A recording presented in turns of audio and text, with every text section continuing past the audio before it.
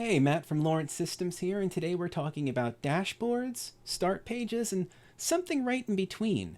If you're looking for a dashboard that's feature-rich and gives you a high level of visibility over devices in your home lab, or you just want a quick way to get from point A to point B, whether point B is, I don't know, Reddit or the Lawrence Systems Discord, this video is going to give you 3 different options and show you the one that I choose for my needs. Let's get started.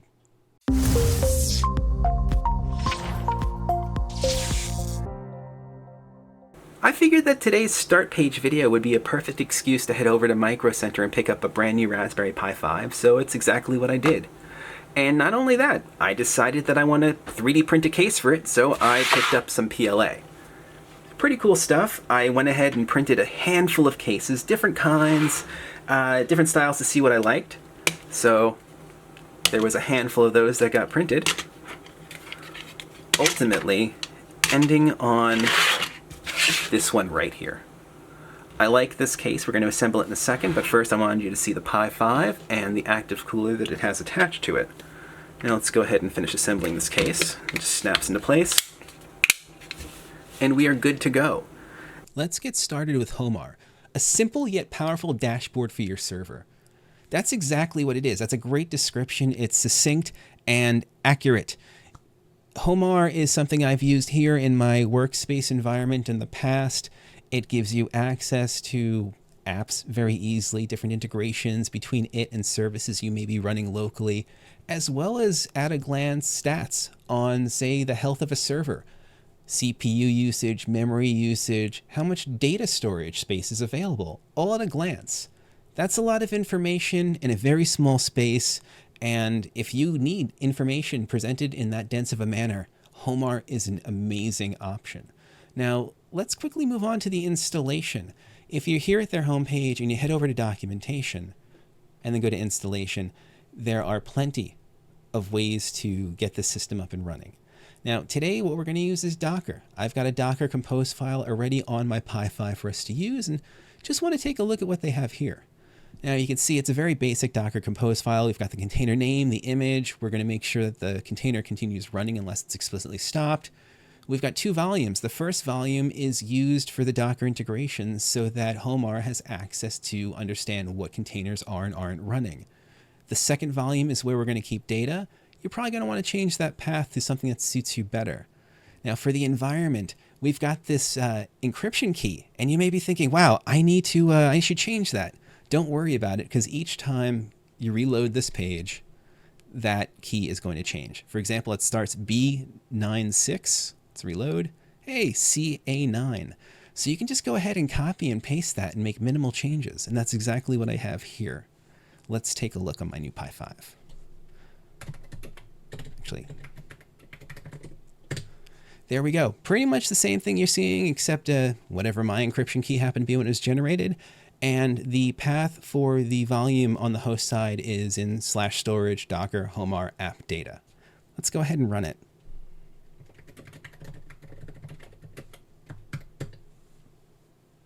Well, that's it. I already had the image locally, so that was really quick. Let's just take a look at my installation of Portainer here and see. There we go. Homarr is up and running. Cool. And that's on port 7575. We'll just click here for convenience. Hey, Homarr, let's go ahead and get started from scratch. We're just going to add a couple of apps to the dashboard. Nothing complex, just enough to see how it works. All right, username, Matt. Password, let's come up with something good.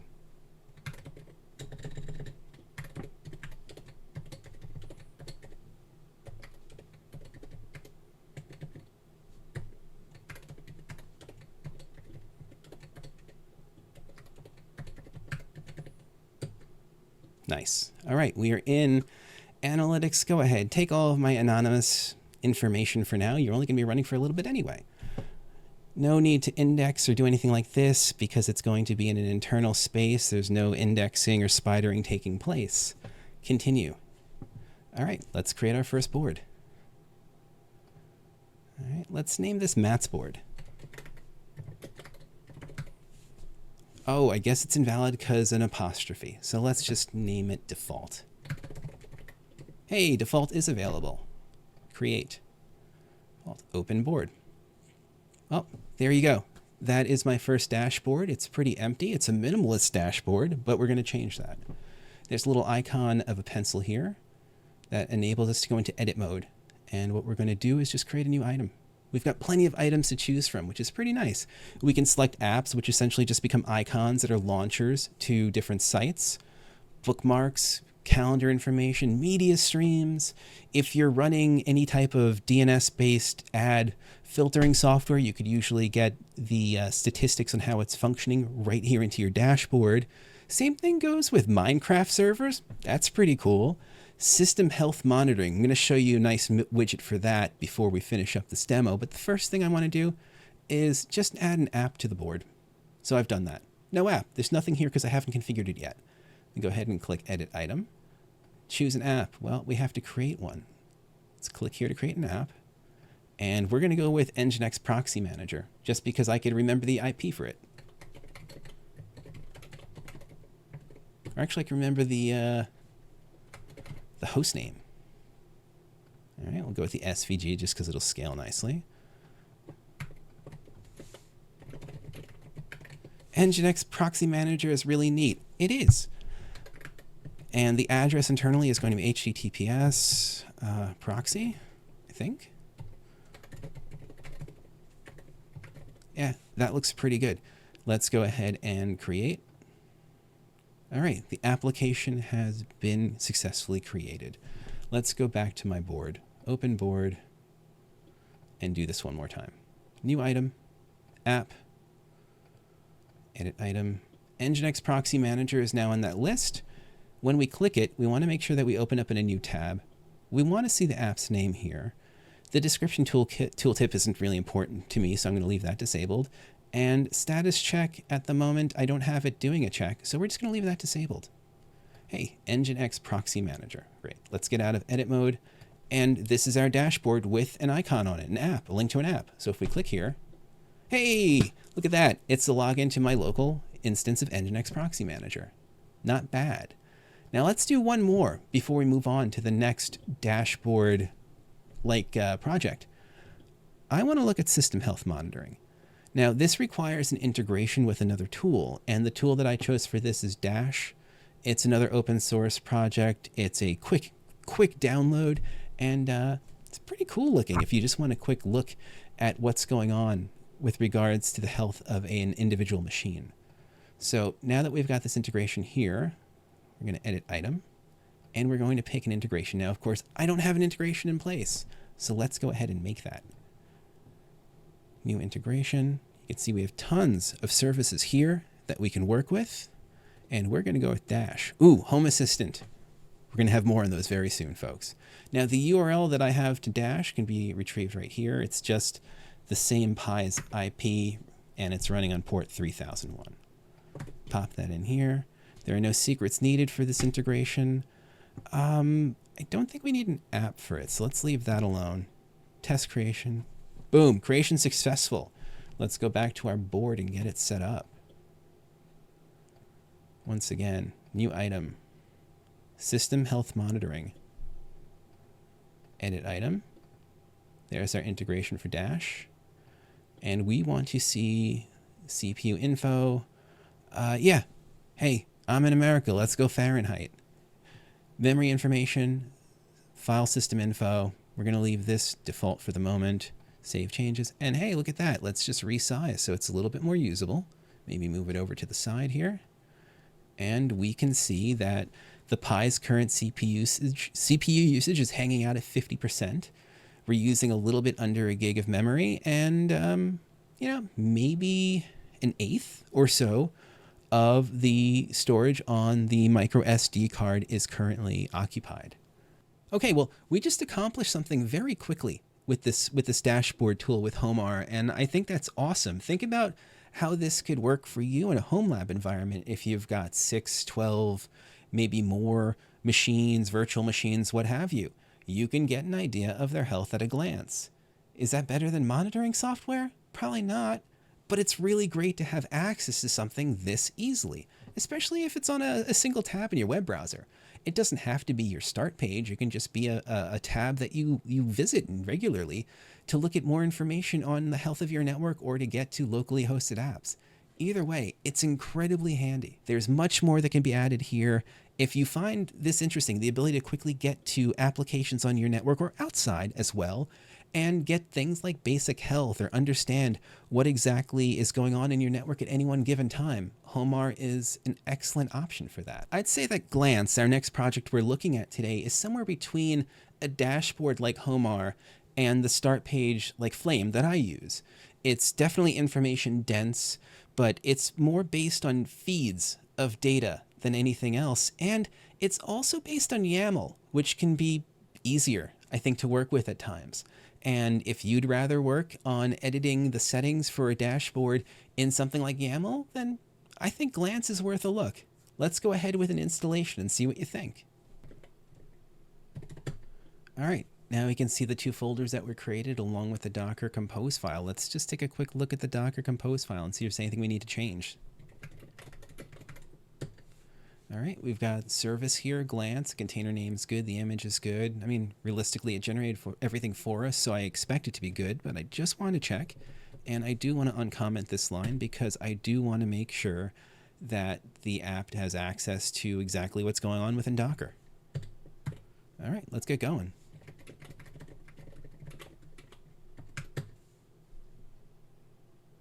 Oops, what happened here? Oop, I know what I did.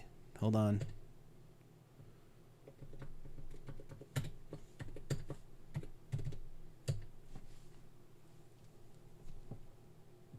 All right, Glance is up and running. Again, let's just go to Portainer, see it added, starting, great. It's on running on port 8080, so let's just click and see what happens. Hey, look at that. There we go. That is Glance. And there's a lot to look at a glance. You've got your calendar, there are RSS feeds, there are common news sources right here, Hacker News, Lobsters, videos from YouTube. All right. We've got some subreddits here. Releases from GitHub projects, stock information, and weather. That is a lot of information at a glance. Now, let's see, what is this? This Week in Self-Hosted. That's cool, but I want Slashdot there because I've been going there forever. Let's go to Slashdot's website. Grab the link to their feed, copy link address. And I've done this once before. We're going to just do this together and see how it works. We're going to go into the configuration folder because there should be a couple of YAML files there. Yep, Glance and Home. Glance is the main configuration file, and Home is the one that determines the layout and the information that we just saw on screen. So let's change that one first. Ah, yes, this is very comfortable. Now, we have our feeds right here, and we can see Self-Hosted's feed. And we're just going to change that out for example purposes. So, oops, only once, please. There's the URL to Slashdot's RSS feed, and we're going to just change this to Slashdot.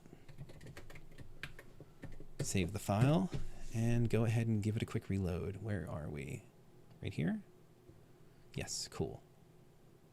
Now, if you look here, Self-Hosted. Boom, Slashdot. Double click just to check. And there you have it. Pretty easy, huh? Now, let's say you wanted to have more than one panel like this, more than one screen to look at. Very simple to do. We're just going to go ahead and take another look here.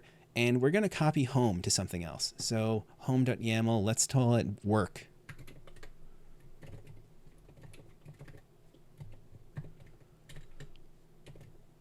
All right. Oops.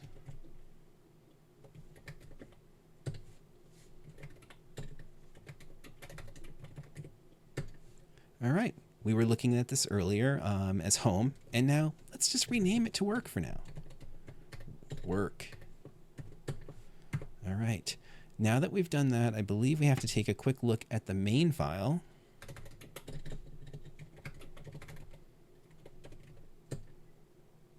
Oops. Path, assets. It's not necessary to create a new file for each page and include it. You can simply put its contents here. include work YAML.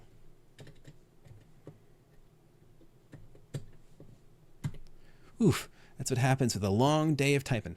Now let's go ahead and reload glance, and boom, there we go. Work, home, work. We just created a second tab with information. That's great. Maybe you want to have tabs based on the kind of information that you want at a glance. Maybe you want to split home, work, play, and other areas of life into separate bits of information to work with. Either way, you have the flexibility. And within the YAML file, let's just go back to one of those for a moment. We can see that there are all different types of things we can work with. Again, we have calendars. We have RSS feeds. Man, I love RSS. I just, for so many years, been using it. We could look at different Twitch channels here. This is awesome. They have widgets. I'm sure there are more to look at in the documentation other than Hacker News and Lobsters. Right here, we could see a section for videos, and those are clearly channel IDs for YouTube. So we got LTT, we got Jeff Geerling. What's up, Jeff? Got the Raspberry Pi out. We've got Fireship, other places here. This is where we could set up Reddit to view different subreddits. That's pretty cool. I'd like to do some of that for some of like the split keyboards and stuff I like working with. Weather, like I was mentioning earlier, markets, it's all right here. All you have to do are change the bits of information so it understands what to pull. And you can have a fairly customized experience without a whole ton of work, without a whole lot of worrying about layouts and tinkering. And as much as I love customization, sometimes removal of a bit of customization means we can get the work done quicker. And I feel that way with Glance. And with that said, let's get out of Glance and take a look at the last of the 3 projects that we're looking at today. The last is Flame, and this is my start page. Now, the other 2, Homarr, was clearly a dashboard. It had a wealth of information to be able to look at a glance. And then we had Glance, which was a little bit more simplistic, more feed-based. That's more about getting information to you quickly, I think from the outside world, more than your local network. And Flame is the simplest of the 3. It's nothing more than a collection of links and the ability to search very easily. And it's my favorite choice for a start page because it's quick. It helps me get from point A to point B as quickly as possible. And it really doesn't get in my way at all, in any way whatsoever. So here we are at the project page for Flame, and we can take a quick look at it right here. If we scroll down, great screenshots of an incredibly minimal start page. That's the reason I'm happy with it. It's minimal. It's very basic, and it gets me from point A to point B as quickly as possible. I don't want to spend more time than I have to at a new browser tab. And given that I use this for each new browser tab, and it gets me to the different tools that we use here at Lawrence Systems, to social media sites, to places for my conference calls, it's fantastic. Now, installation for this is simple. Again, I use Docker. I use a Docker Compose file, and their Docker Compose file is very, very, very straightforward. I'm not going to go through the installation in Docker with this since I already have it running. I'd rather spend time showing you how I have it set up, but let's take a look at the Docker Compose file before we move on. Everything here is pretty standard. You've got a container name, you've got your volumes. The first volume you're going to want to change to reflect where you like to store your data. The second volume, just like in the previous examples, is used to gain access to exactly what's running within Docker for more information on containers that are up, down, etc. We're going to be running on port 5005. And the next section here, secrets and environment, we're going to want to look at for a second. But we're going to look at that after we talk about restart again. Given that it says unless stopped, it's going to continue running. The container will continue running unless it's explicitly told to do otherwise. Now, we have quite a bit here talking about secrets and passwords. You do need a password to be defined so that you can have an administrative backend area where changes can be made. And you have a number of ways that you can do that. You can set up a secret as your password. You can set up an environment variable, which could also point to a password file, or you can have a secret that points to...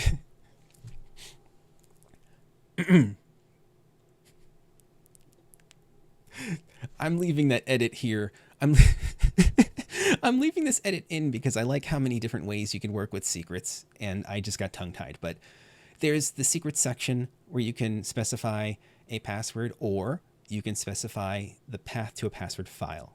And if you go to the very bottom of the Docker Compose file, that's explained. You can also use environment variables, and that's what I use. I remove the password file reference from the environment section, and I simply leave the password line and I define a password. This password is granting access to the control panel behind Flame that allows you to define and reorder links. I'm not terribly worried about it being breached. If someone gets into my Docker configuration and figures out the password for Flame, let them have fun with it, because it's not going to be the password to anything else. I don't know what else to say about that, but I do appreciate that they've given so many different options for you to set up the password in a way that you choose. And I like choices. That's pretty cool. But let's get to the really cool thing, Flame. All right, we're going to go to my page. Right here, this is what I see. You can see it's now the evening here where I live, so it's reminding me to take a break instead of making a sandwich or whatever it tells me during the main part of the day. We have the weather and the humidity level, or actually, I believe that is chance of rain, because it's going to rain very soon.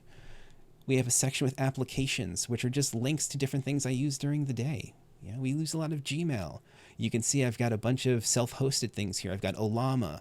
I've got Portainer running, which we've looked at a few times. I've got Fresh RSS, Nginx Proxy Manager, Blinko, which I'm going to do a video soon on, I think. I use that quite a bit during the day. Tailscale, DigitalOcean, I've been using them for like a decade now. And when we get a little bit further down, we can see some just basic bookmarks. Lawrence System social media links. Places where I spend money. AliExpress for components, Amazon, Etsy. I should put Micro Center in there because they do get a percentage of my paycheck. MSP community related hangouts and watering holes and places where I have conversations with community members, as well as just links to social media. News and entertainment. You can see I haven't really put too much down there. Slashdot. Second time I've mentioned them today. And the Keyboard Builder's Digest, because I love building keyboards. All the places I'm typically going to go to during the workday, or maybe a little bit before or after, are here on the list, and they're always just a click away.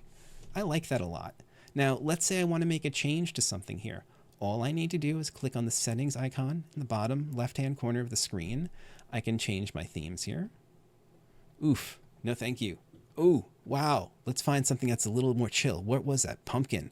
Whew, that's what I was using. Almost burnt my eyes out for a second, folks. And let's head over to app. Now, you're going to have to authenticate here.